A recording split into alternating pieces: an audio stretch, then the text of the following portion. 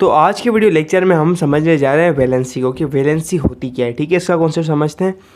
तो बेसिकली हमारे पास दुनिया में हर बंदे को स्टेबल होना होता है। ठीक है, हम कहते हैं आप पढ़ाई क्यों कर रहे हैं, क्योंकि मुझे बड़े होकर पैसे कमाने हैं। ठीक है, बड़े होकर पैसे क्यों कमाने हैं कि मुझे स्टेबल रहना है, अपनी बीवी बच्चों को खिलाना है, बच्चों को तालीम देनी है। ठीक है, तो हम जो भी मेहनत कर रहे हैं अपने आप को स्टेबल करने के लिए। ठीक है, हम जैसे अपनी ज़िंदगी में स्टेबल यानी हम अपनी लाइफ में स्टेबल रहें, हमारी जो बेस है वो मजबूत रहे। ठीक है, मजबूत रहें। ओके, सो हम इस मजबूती के लिए, इस स्टेबिलिटी के लिए हम जद्दोजहद कर रहे होते हैं। तो इसी हिसाब से एटम भी स्टेबिलिटी के पीछे भागते हैं। ठीक है, एटम्स भी स्टेबिलिटी के पीछे भागते हैं जिससे वो ज़्यादा इजीली यानी मजबूती से वो रह सकें और घूम सकें। ठीक है, सो मैंने आपको पहले भी बताया था एटम का स्ट्रक्चर क्या होता है। ठीक है, बीच में न्यूक्लियस होता है एंड अराउंड द न्यूक्लियस कुछ एरिया होता है, पाथवे होता है। ठीक है, जिसके अंदर क्या होते हैं, इलेक्ट्रॉन्स रिवॉल्व कर रहे होते हैं।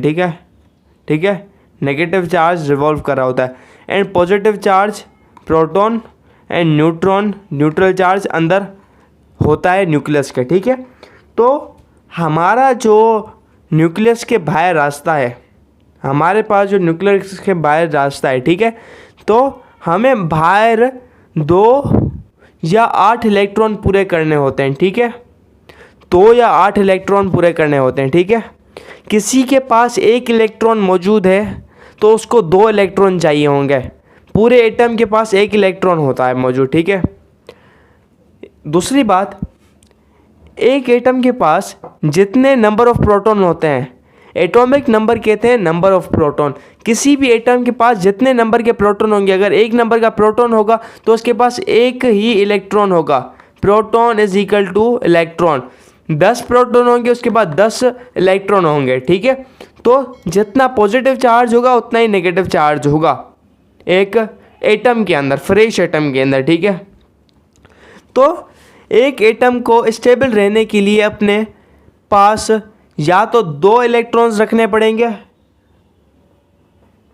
ठीक है, या तो 2 इलेक्ट्रॉन्स रखने पड़ेंगे या 8 रखने पड़ेंगे एक कमरे के अंदर। ठीक है, इलेक्ट्रॉन एटम के बाहर कुछ कमरे बने हुए हैं। ठीक है, आपके पास मैंने आपको दिया कि ये आपके पास positive charge proton and neutron है। ठीक है, ये न्यूक्लियस है, इसके अराउंड पाथवे बना हुआ है, मतलब यहाँ पर इसके अराउंड कुछ कमरे बने हुए हैं।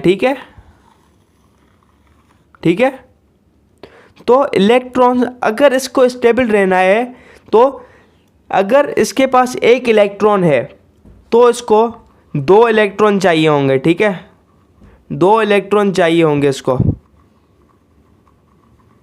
ठीक है, अगर एक कमरा है वो बहुत बड़ा है तो उसको इस वाले कमरे के अंदर 8 इलेक्ट्रॉन चाहिए होंगे। ठीक है, इसको 8 इलेक्ट्रॉन चाहिए होंगे। ठीक है, तो हर कमरे में 8 ही इलेक्ट्रॉन होने चाहिए। ठीक है, पहला वाला जो कमरा है ये नंबर 1 कमरा है, नंबर दूसरा कमरा है, फिर तीसरा कमरा आएगा। ठीक है, पहला कमरा सबसे छोटा है, वहाँ पर 2 की ही गुंजाइश है। ठीक है, लेकिन दूसरा, तीसरा, चौथा, पांचवा की साइज़ क्या है, उसमें 8 ही होने चाहिए। ठीक है, उसमें 8 से ज़्यादा ना हो तो उसके ऊपर एक ठप्पा लगा हुआ है कि भाई इसमें 8 से ज़्यादा बंदे ना आए।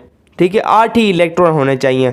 तो एक एटम को स्टेबल होने के लिए या तो उसको कम से कम 2 इलेक्ट्रॉन्स चाहिए होंगे, जिसे हम कहते हैं एक रूल है, एक रूल ऑफ रेगुलेशन है, उसको फॉलो करना है, वो है डुप्लेट रूल। ठीक है, उसके अलावा एक रूल है ऑक्टेट रूल, जिसके अंदर इसको 8 इलेक्ट्रॉन चाहिए होंगे। ठीक है, 8 इलेक्ट्रॉन।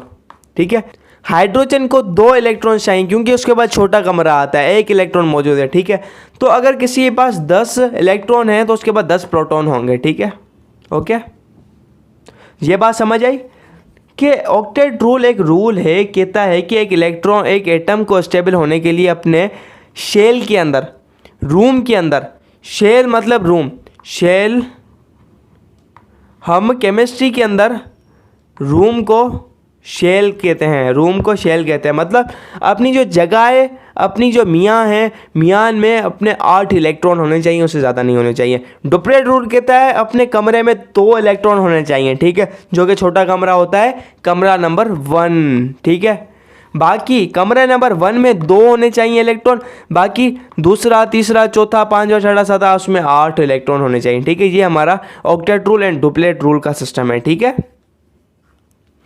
तो वैलेंसी क्या होती है, हमारा टॉपिक वैलेंसी था। ठीक है, तो वैलेंसी होती है combining power of an element. ठीक है, the combining capacity of an element with other element is called valency. ठीक है, कि एक एलिमेंट के एटम की क्या गुंजाइश है कंबाइन होने की, बॉन्ड बनाने की। ठीक है, बॉन्ड बनाने की। ठीक है, क्या गुंजाइश है। देखो हमारे पास क्या था, आपके पास यहाँ पर 7 इलेक्ट्रॉन है। ठीक है, 8 करने हैं, 8 इलेक्ट्रॉन करने हैं इसको।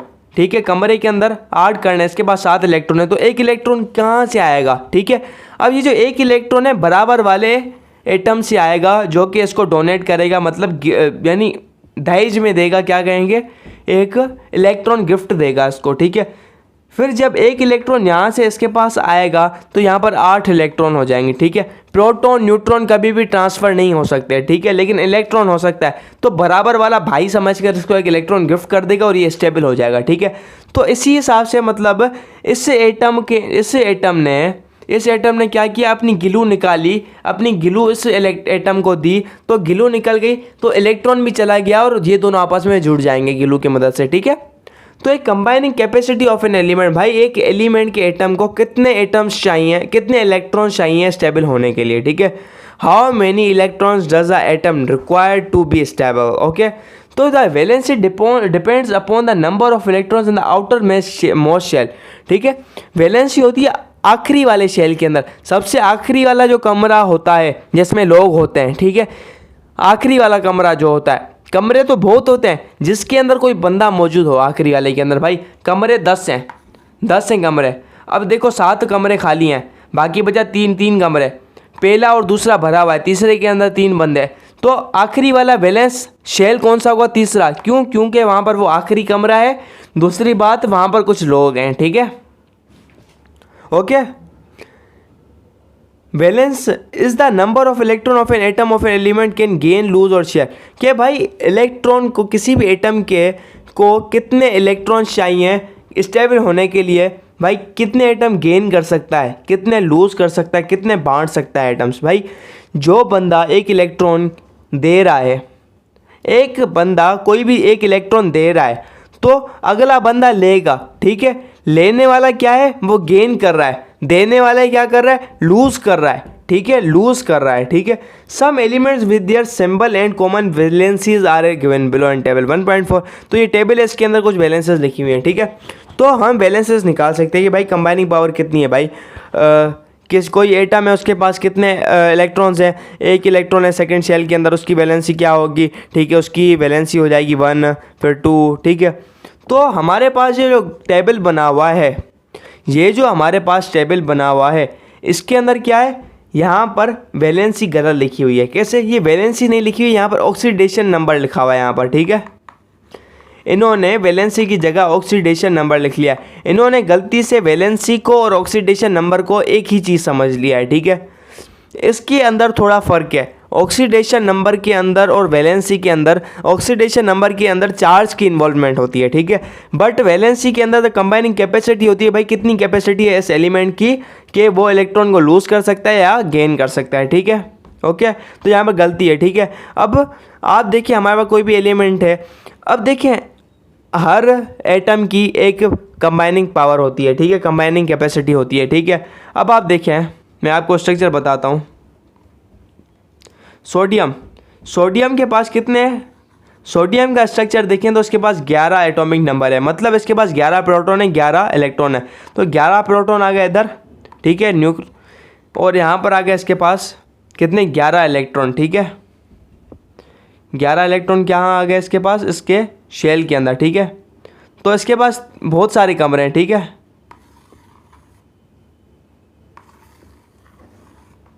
है, बहुत सारे कमरे हैं। तो सबसे पहले कमरे के अंदर तो सिर्फ 2 की जगह है, सबसे पहले वाले कमरे के अंदर कितने इलेक्ट्रॉन आएंगे, 2 आएंगे। ठीक है, ओके, बाकी कितने बचे, 9 इलेक्ट्रॉन। ठीक है, सॉरी 2 यहाँ पर आए। अब 9 में से क्या आएंगे, 9 में से 1 2 3 4 5 6 7 8 इलेक्ट्रॉन आ गए दूसरे वाले शेल के अंदर, पहला दूसरा शेल बंद हो गया। एक इलेक्ट्रॉन बचा वो जाएगा थर्ड शेल के अंदर। तो भाई इसकी वैलेंसी क्या होगी, कंबाइनिंग पावर, इसको स्टेबल होना है, मतलब इसको 8 इलेक्ट्रॉन चाहिए अपने आखिरी शेल के अंदर। तो 8 इलेक्ट्रॉन पूरे करने के लिए या तो ये 7 इलेक्ट्रॉन लेगा या 1 इलेक्ट्रॉन को लूज़ करेगा। भाई 7 इलेक्ट्रॉन लेना बहुत ज़्यादा मुश्किल है, 7 इलेक्ट्रॉन लेना बहुत ज़्यादा मुश्किल है। भाई कहाँ कहाँ से लोगों को ये ढूंढेगा, आओ आओ मुझे इलेक्ट्रॉन दे, हर कोई सखी बंदा नहीं होता जो कि इसको इलेक्ट्रॉन देगा। तो इसके लिए इलेक्ट्रॉन को लेना बहुत ज़्यादा मुश्किल है, लेकिन 1 इलेक्ट्रॉन देना इसके लिए बहुत ही आसान है, ठीक है। तो ये क्या करे, 1 इलेक्ट्रॉन लूज़ करेगा, ठीक है, 1 इलेक्ट्रॉन लूज़ करेगा, और जो अगला बंदा होगा वो क्या करेगा, 1 इलेक्ट्रॉन एक्सेप्ट करेगा, ठीक है। वो इलेक्ट्रॉन गेनर होगा, ये इलेक्ट्रॉन लूज़र होगा, ठीक है। तो सोडियम के एटम की कंबाइनिंग कैपेसिटी क्या होगी, ये होगी 1। क्यों, क्योंकि इसने 1 इलेक्ट्रॉन को लूज़ करना है अपने आप को स्टेबल होने के लिए, ठीक है। तो इसकी जो वैलेंसी है, वैलेंसी क्या है, इसका ऑक्टेट रूल है, इसके आखिरी शेल के अंदर 8 होने चाहिए। भाई अगर ये 1 इलेक्ट्रॉन निकल गया तो इसका आखिरी वैलेंस शेल कौन सा होगा, शेल नंबर 2, सेकेंड रूम होगा। थर्ड रूम है, अभी थर्ड रूम है, अगर थर्ड रूम में से वो बंदा निकल जाए तो उसका सेकेंड रूम क्या होगा, भरा हुआ होगा, ठीक है। तो इसकी वैलेंसी, इसका जो ऑक्टेट रूल है पूरा हो जाएगा। तो वैलेंसी होती है भाई कैपेसिटी कितनी है एक एटम की, क्या इलेक्ट्रॉन को लेने की। लेकिन बुक में इन्होंने ऑक्सीडेशन नंबर लिख लिया है भाई, कार्बन की 4 भी होती है, 2 भी होती है, ठीक है। ऑक्सीडेशन नंबर में फ़र्क है और उसमें बहुत बड़ा फ़र्क है, ठीक है। लेकिन कुछ एलिमेंट्स होते हैं जिनकी एक से ज़्यादा होती है, जिनकी वैलेंसी 1 से ज़्यादा होती है, दो या 3 होती है, ठीक है। उनको हम कहते हैं ट्रांजिशन मेटल्स, ठीक है, ट्रांजिशन मेटल्स, ट्रांजिशन एलिमेंट्स। कुछ एलिमेंट्स होते हैं, एटम्स होते हैं, उनकी जो वैलेंसी ज़्यादा होती है। जिंक हो गया, जिंक की 2 भी होती है, समटाइम्स 3 भी होती है, ठीक है। जिंक हो गया, ठीक है, कॉपर हो गया, ठीक है, कॉपर हो गया, जिंक हो गया, एंड कुछ ट्रांजिशन मेटल्स हो गया। तो उनकी क्या होती है, 1 से ज़्यादा वैलेंसी होती है, क्योंकि वो 2 को भी लूज़ कर सकते, 3 को भी। क्यों होता है, क्योंकि इनके पास एक एक्स्ट्रा, ये आप सेकंड चैप्टर में आगे पढ़ेंगे ऐसा क्यों होता है, या in the upcoming class of first year के अंदर आप पढ़ेंगे कि ट्रांजिशन मेटल्स क्यों देंगे, क्योंकि इसकी वैलेंसीज डिफर करती है। भाई सामने वाला बंदा क्या है, सामने वाले को बंदा कितना चाहिए, सामने वाला बंदा इसके साथ कैसे दोस्ती बनाएगा, 3 इलेक्ट्रॉन्स दे के 2 इलेक्ट्रॉन्स दे के, ठीक है। तो ट्रांजिशन एलिमेंट्स का ये बोनस पॉइंट है आपके लिए। ट्रांजिशन एलिमेंट्स की जो वैलेंसी होती है वो सिर्फ ओनली 1 नहीं होती, 1 से ज़्यादा हो सकती है, ठीक है। डिपेंड करता है कौन सा है, क्या सिचुएशन है, ठीक है।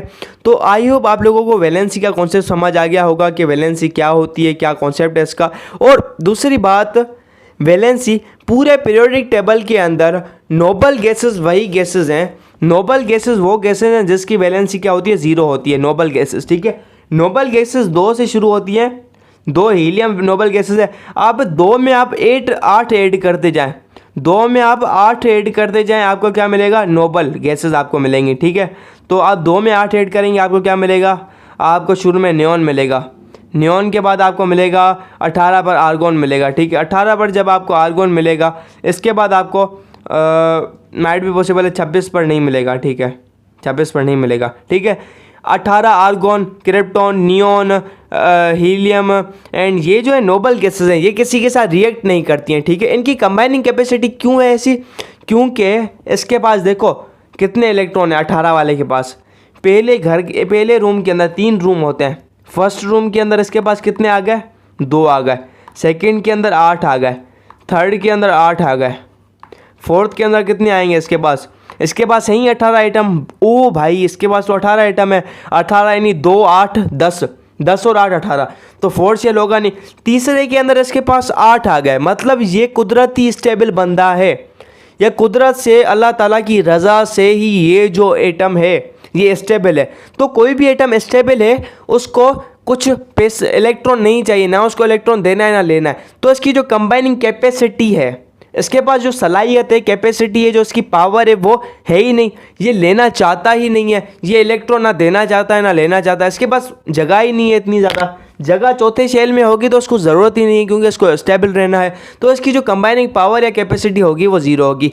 पूरे पीरियोडिक टेबल के अंदर आपको 0 मिलती है किसके, नोबल गैसेस की। All noble gases have 0 valency, okay, means these are stable atoms, ठीक है।